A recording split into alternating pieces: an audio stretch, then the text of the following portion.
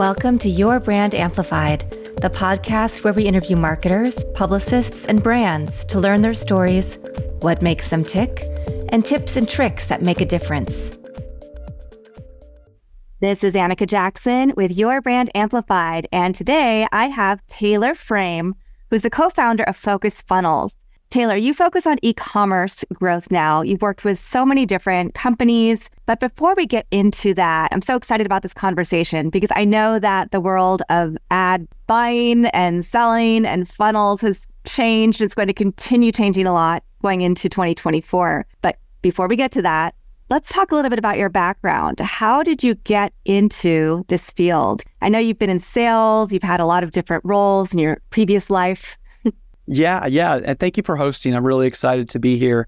So my journey into running my own e-commerce agency really started when I was at Adobe is where I got my start. And that was my first job out of college, really. And I was working on the marketing cloud. And at that point, Adobe was, servicing a lot of the big e-commerce retailers.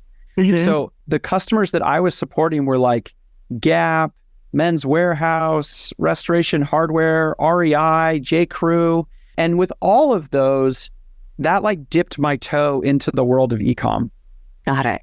And in that space, I was working on these massive projects, but it was always really frustrating because things moved so slowly. Yeah. We would do an implementation for REI. It would take 8 months. Oh my gosh. Before you actually saw things get pushed out. And so two things happened during that process. One, I realized there has to be a mid-market and small tier e-commerce world out there, right? And this was, 10 plus years ago, before Shopify and before all these things really came. So it was actually quite a bit harder to start an e-com shop back then than it is now.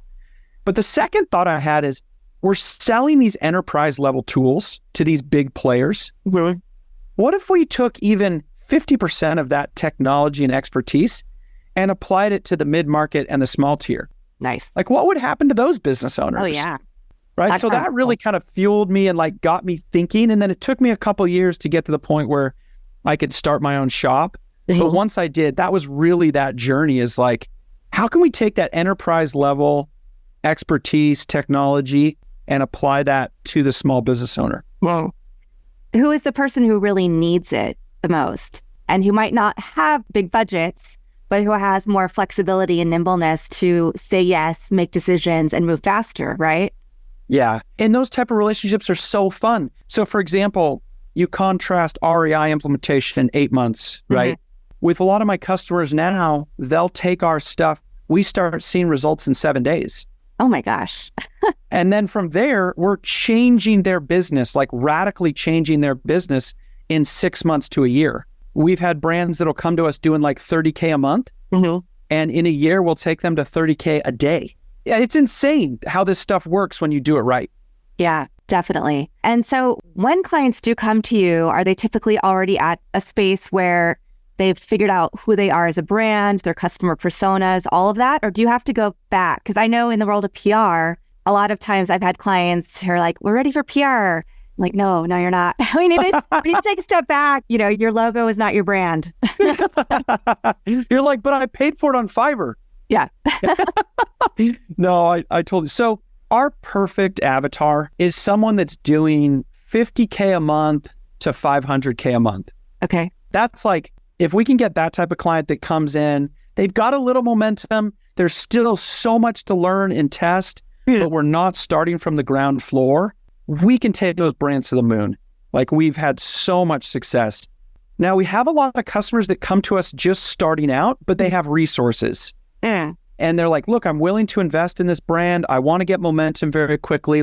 One of my favorite customers right now, this really cool custom t-shirt brand where they make these super cute t-shirts, mostly targeted towards females. So they'll have holiday stuff. Right now we're doing a big push on the Taylor Swift movement into football. Oh, yeah. We have a ton of sorts around that. And she came to us where she was ready to grow.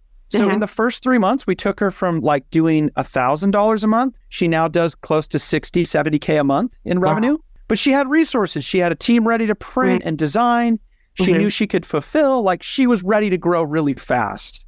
So she's kind of like, there's not that many people that are in her situation. Right.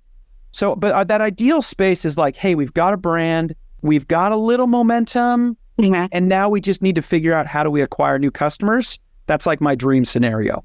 Fantastic. And do you have packages, or do you really customize and tailor to each one of your clients?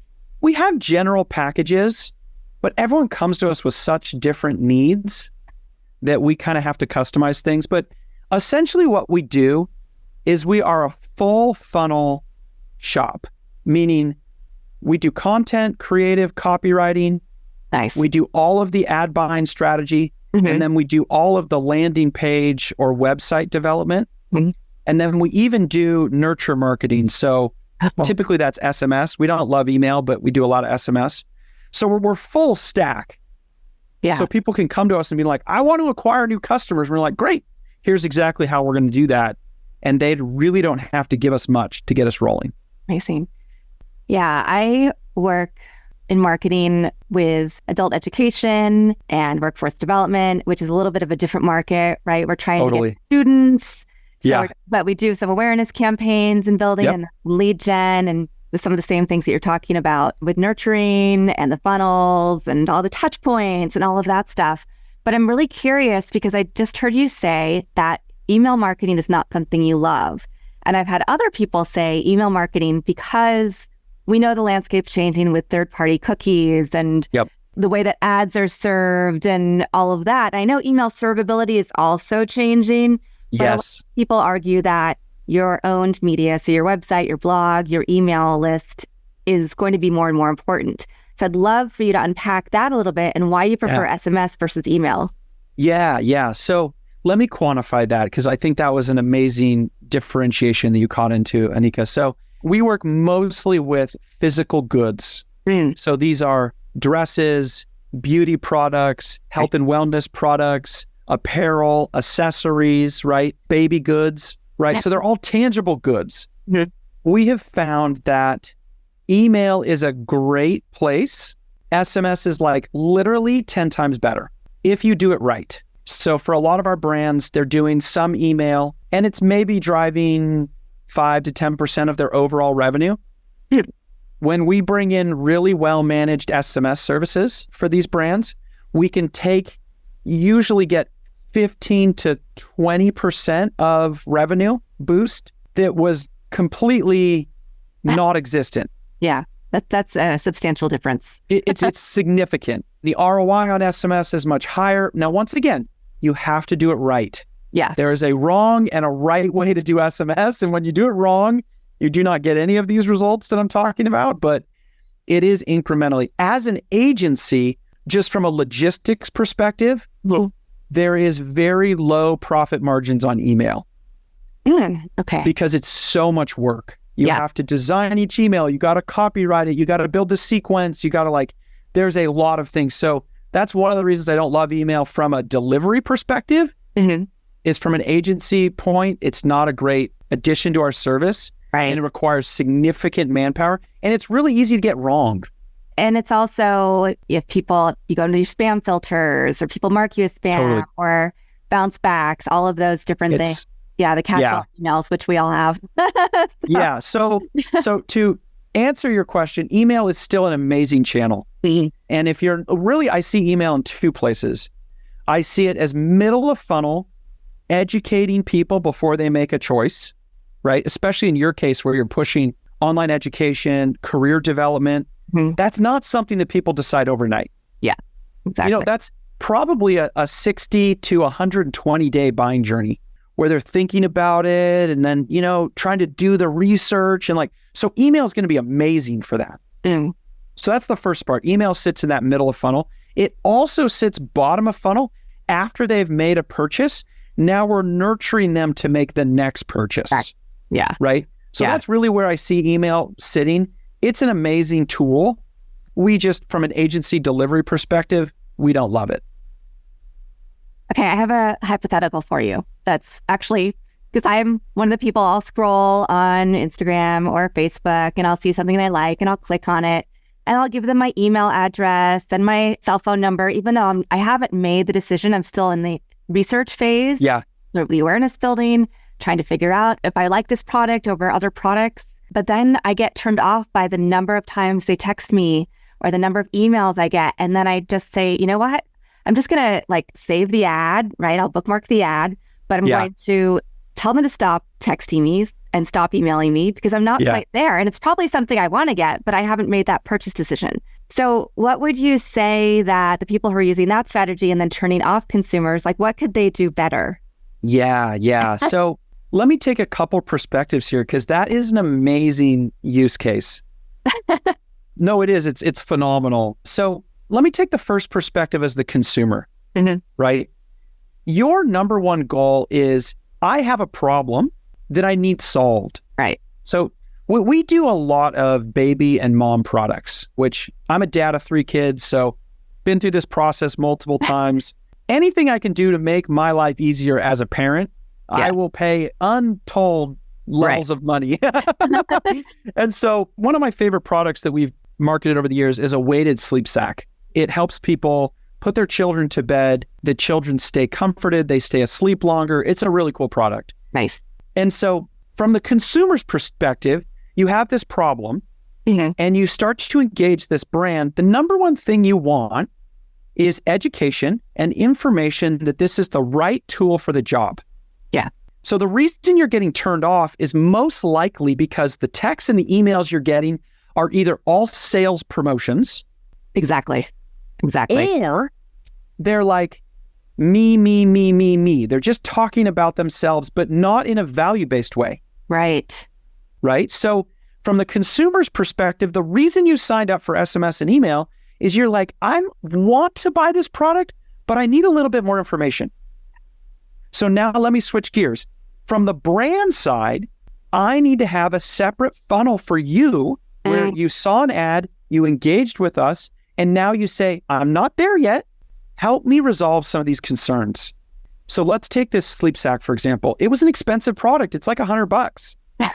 But if I can get 2 hours more sleep every night, it's worth $100. But you as a consumer need to know, is it safe? Right. What's the protocols here? What are the results that I'm expecting? Why am I spending double the money on a sleep sack? Right? We have to answer all those questions. So in our SMS and our email strategies to somebody that's signed up but has not bought, we have to take them on that journey. I mean, this is branding 101. But it's so funny that so many companies get it wrong. 100% wrong. So here is my message that I'm trying to get out to the world. Nothing we do is revolutionary. Like when you work with focus funnels, the things that we bring to the table, you're going to be like, I was kind of hoping for a little bit more. But then you see the data and the results and what we drive and you're like, whoa, this is crazy. Because what we've done is we've simplified marketing. Like our catchphrase is take the mystery out of marketing. The things that we do, the funnels we build, the way we engage people, we pull it back to like human to human connection. And when you unlock that and you do that right, oh my gosh, the sky's the limit. That's fantastic. I love the way that you frame that because we are bombarded. And even as a marketer who has products and services, I get overwhelmed by the amount of marketing messages I get and which ones I'm going to use or not use. And I teach this stuff. Totally. But it's the human condition. Like we're always like, wait, that shiny object, or am I supposed to do this because that worked for that company? Yeah. The last perspective I'll take in this whole example you showed, which I think is so telling, is from the data analyst. We still have to know the numbers, right? And once we understand the numbers, we can start to make really informed decisions. So one of the reasons you're getting so many of those messages, even if they're off-brand, is because it kind of works, right? There's somebody on the back end that's looking at those numbers and being like, listen, if we send 30 emails in the first 30 days, we saw a 2% up click in purchases. But where we come in, where our expertise really shines, is saying, listen, okay, you saw 2%, but what if we really refined those messages and that journey and we made it a little bit more human and a little bit more connected? We could probably see a 20% lift. Right? So I think that's where we come in, where we're like, we have the data analyst side, but it's also the human connection that really puts us on that next tier. And that's when everybody's talking about AI and what's happening next.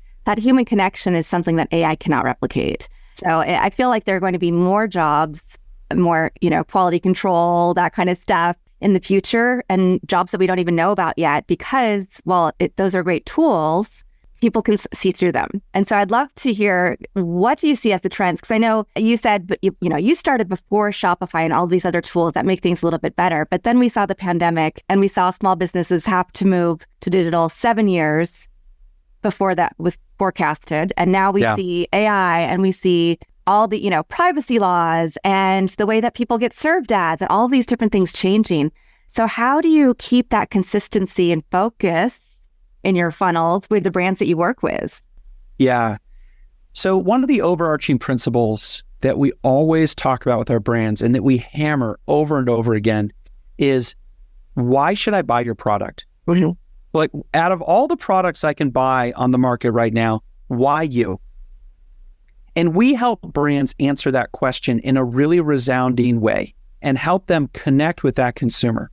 Once you crack that code, you can build really good funnels that go out and answer those questions and tell that story and bring people in. Now, AI has a place in all of that, right?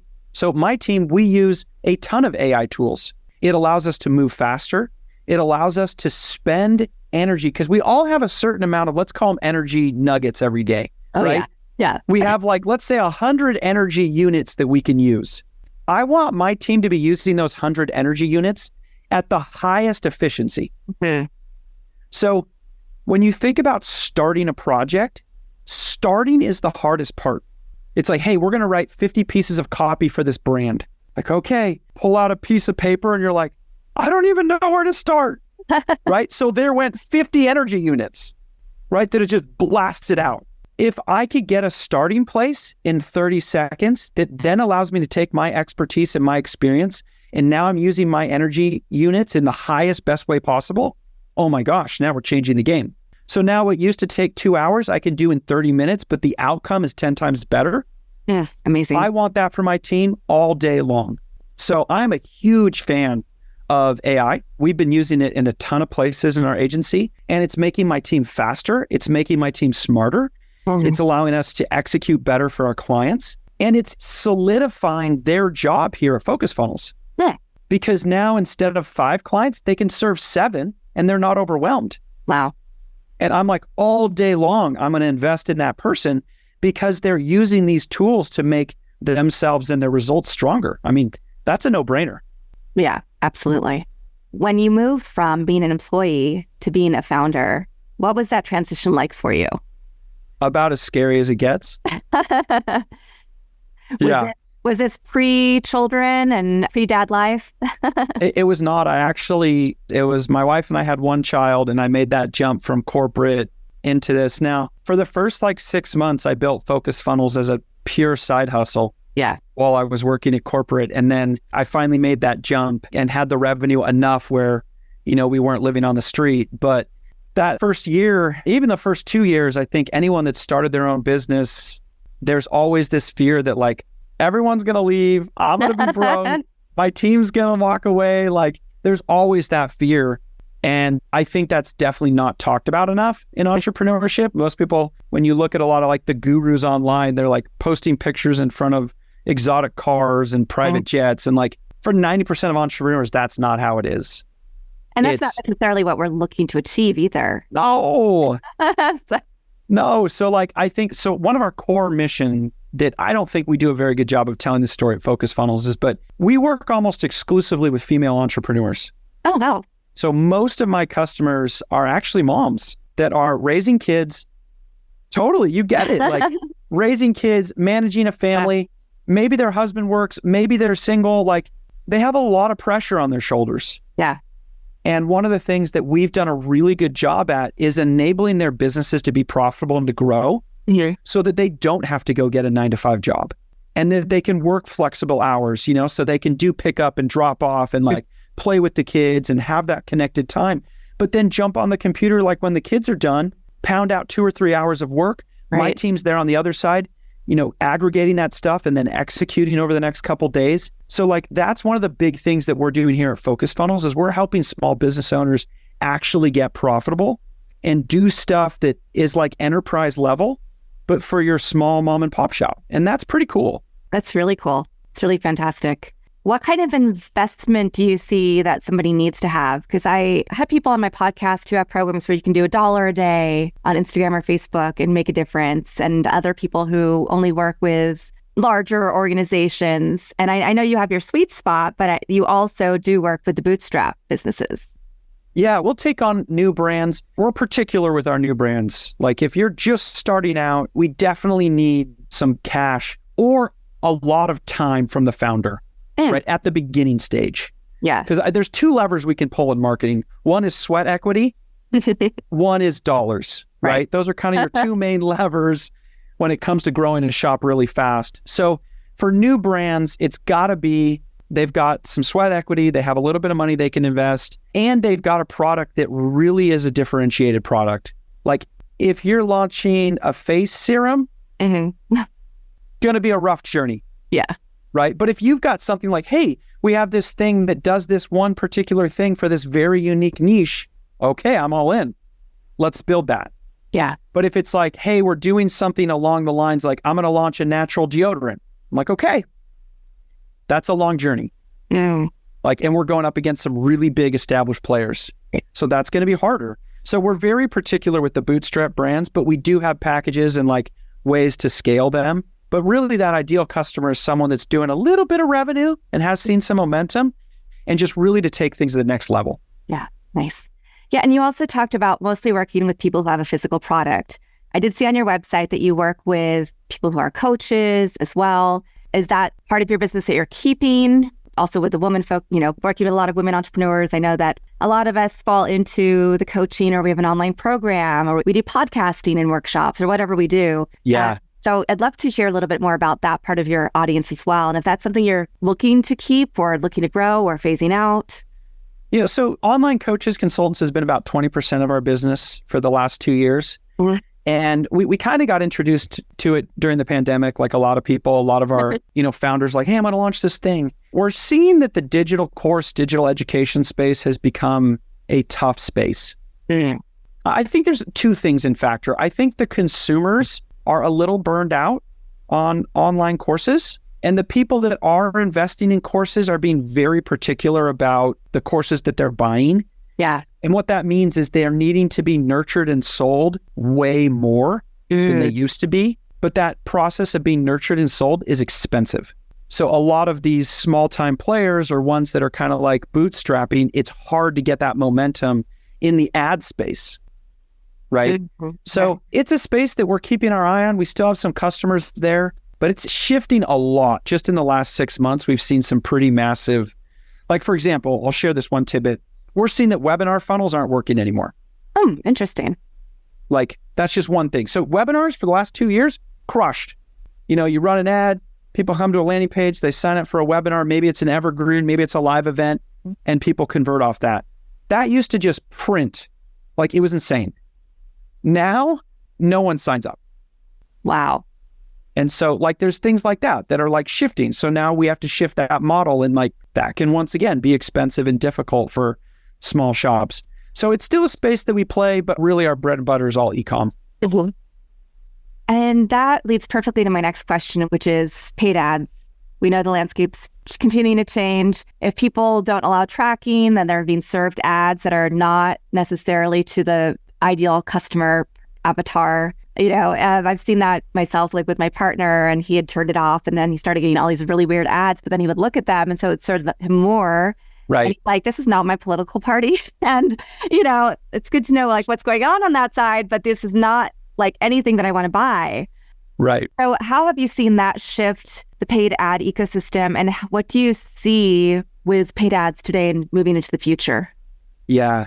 So paid ads, even though we have a little bit of a headwind in some regards, are still pretty much the number one driver for all of my shops in terms of growth. When you look at attribution, like truly track sales, it still accounts for the majority of growth and new customers. Okay. And this is stacked against influencer marketing. It's stacked against affiliate. It's stacked against SEO. All of those pieces, paid ads still are the main growth driver.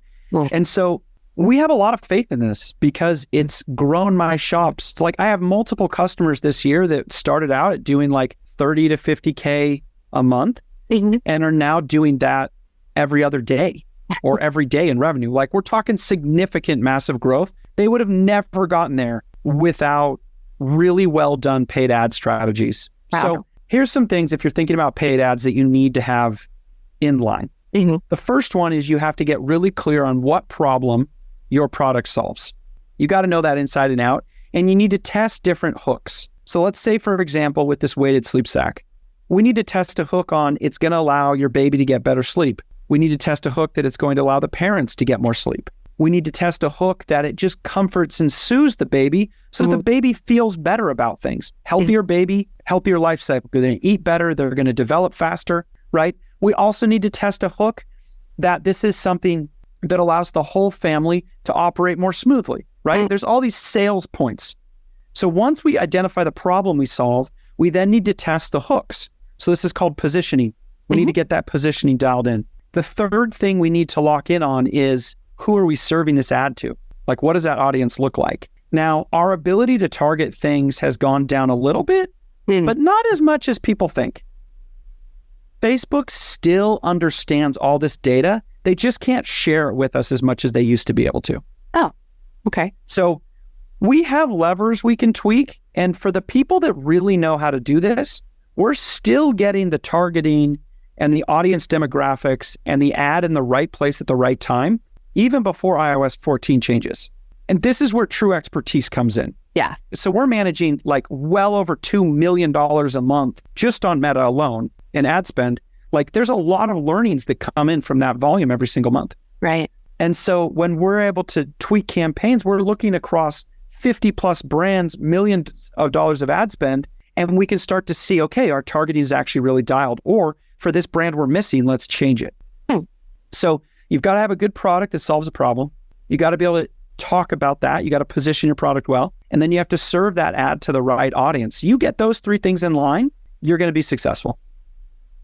Amazing. And I think that your point about the expertise factor is really important because there are a lot of people who will argue that they haven't been able to deliver since iOS 14 and they've seen a lot go down. So clearly there's something else that they're missing out on in their marketing. The space has become really crowded with marketing experts that really don't know anything. And this is a hard part for an agency. It's like we come in and they're like, oh, well, you know, my uncle will do Facebook ads for half your price. I'm like, okay, like we're not even playing the same game. Right. Like how many brands does your uncle have? How much expertise? Who is he working with? Like there's a big difference between people that really know their stuff and are doing this for reals. Like this is not a hobby for me and my team. Yeah. Like this is all we do all day. And that adds significant levels of expertise, experience, cost savings, and then growth. Right? And so there is a big difference in players. So if anyone's out there like analyzing like, hey, I can find this Facebook buyer off of Upwork, you might as well just pen them a $20,000 check right now and walk away. Yikes. Like you're going to be way better off. Wow. That's a harsh message, but one that is reality. It's reality. The amount of brands I've come into that have been in a very bad, like actual marketing strategy, they've either hired a freelancer or hired a super small agency that has no idea what they're doing. They're coming to me after they blasted through sometimes hundreds of thousands of dollars. My gosh. Most of the time it's near 10K a month for 4 or 5 months.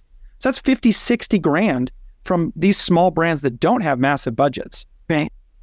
And so like this stuff, like who you choose to partner with on your marketing, it makes a big difference. Yeah, for sure. So what else would you like to share about what you see as trends for 2024 and beyond? Because I know we can't predict everything. Who knew that this was the year AI would blow up as we're recording this? This episode is launching first week of January, so not too far into the future from now. But I'd love to hear from your perspective based on all of the knowledge, all of the clients you work, like the 400 plus clients that you've worked with over this company, over Focus Funnels. The brands that are growing the fastest and the ones that are having the most fun doing it are keeping two things in mind. The first is they're getting really clear on the problem that they're solving for their ideal customer. Mm. And it can be as simple as we make a sundress that fits 5 different body styles and makes you look amazing and feel amazing. Mm-hmm. It doesn't have to be a tool that like fixes some huge issue in your life. Right? But you got to get clear on the problem you solve. Okay. The second thing is you need to know some pretty basic metrics of your business, like your profitability. How much does it cost to acquire a new customer? How quickly can I grow with inventory and cash flow? And then you get a good team on your side, someone like Focus Funnels that can come in here and build these funnels for you. And we just start moving fast. We test and we execute on that problem that we solve, and we can get some significant growth. And so the trend that I'm seeing is the owners that just aren't overthinking it. Right. The owners that are being like, we serve this person, we serve them really well, we've got a great product, we understand why people love it, and we're tripling down on that message. Those brands are going through the moon day in and day out, right?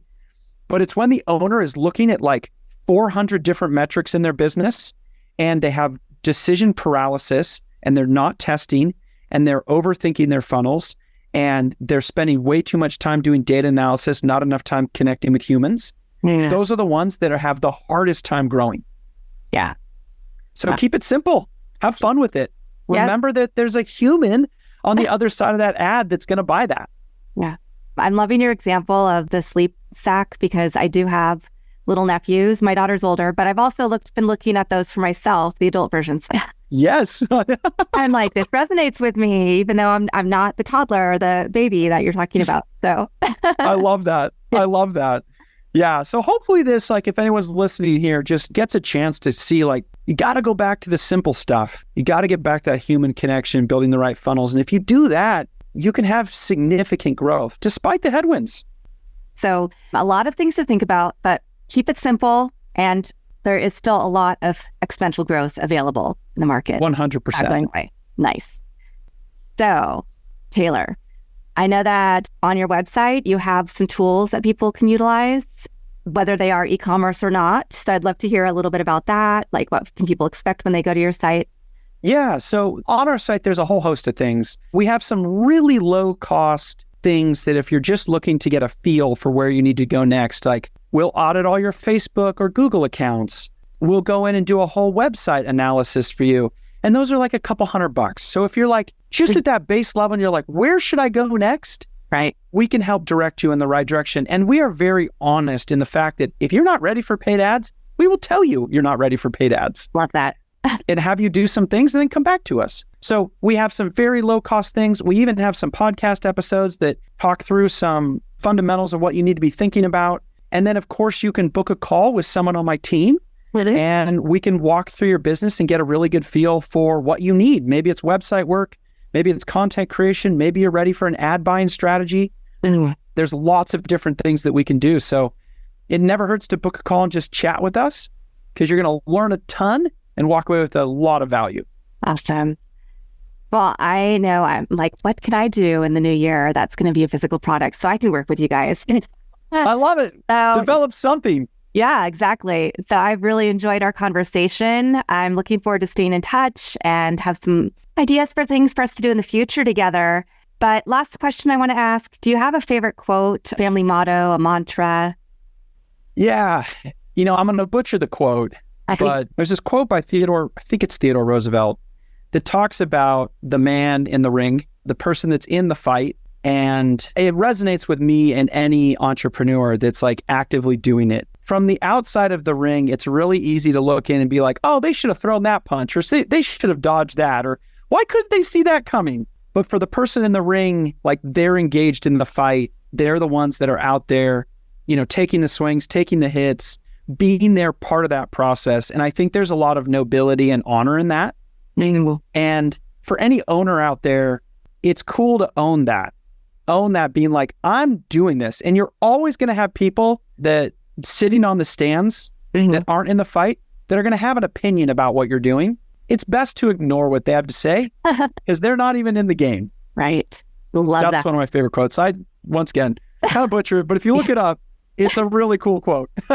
I will look it up and I'll incorporate it somehow or other. Thank you. Of course. Taylor Frame from Focus Funnels, thank you so much for being on the show today. I know that everybody listening is going to get a lot of value, whether they have an e-commerce business or not. Everybody is living in the world of digital marketing and trying to figure out what the heck to do. So you've given some really great actionable tips and tricks. And I just want to thank you so much for being on the show. Amazing. Thank you for hosting. I had a wonderful time. Awesome. Thank you so much. And thank you to the audience for coming back and watching or listening to this episode of Your Brand Amplified. We'll be back again in a few days with another amazing expert to dispel their wisdom to help your business grow. Want more? Check out amplifywithannika.com or follow me on socials at amplifywithannika.